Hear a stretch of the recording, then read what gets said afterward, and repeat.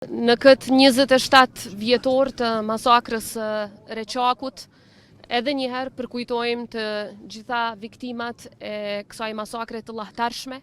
e cila sërish dëshmoi qëllimin shfarosës që regjimi gjenocidal i atëhershëm i Serbisë kishte ndaj popullit të Kosovës. Reçaku dhe plagët e Reçakut akoma flasin, sepse dhimbja është po aq e freskët sa ishte para 27 vitesh. Dhimbja është e freskët për familjet, por është në fakt po aq e freskët për gjithë popullin e Kosovës, sepse akoma nuk ka pasur drejtësi për krimet që janë kryer këtu, por edhe në pjesë tjera të Republikës së Kosovës. Edhe pas 27 vitesh, Serbia vazhdon me po të njëjtat politika dhe me po të njëjtën mendësi,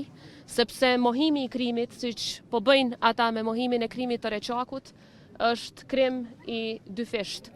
Ne do të vazhdojmë ta mbrojmë të vërtetën, jo vetëm këtu në Kosovë, por çdo kund në botë, sepse ashtu siç dëshmoi edhe ambasadori William Walker në ditën e krimit, ajo çfarë ka ndodhur këtu ishte krim kundër njerëzimit, ishte krim kundër të pafajshmëve dhe ishte dëshmi e gjallë se qëllimi i regjimit serb ishte ta zhduk popullin shqiptar në Kosovë nga faqja e dheut. Sot ne jemi të lirë.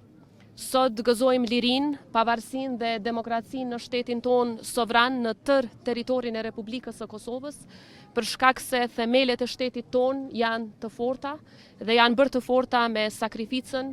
e martirëve të Reçakut dhe martirëve gjithandej Kosovës dhe dëshmorëve të ushtrisë çlirimtare të Kosovës, të cilët dhanë edhe jetën në mënyrë që ne sot ta gëzojmë lirinë. I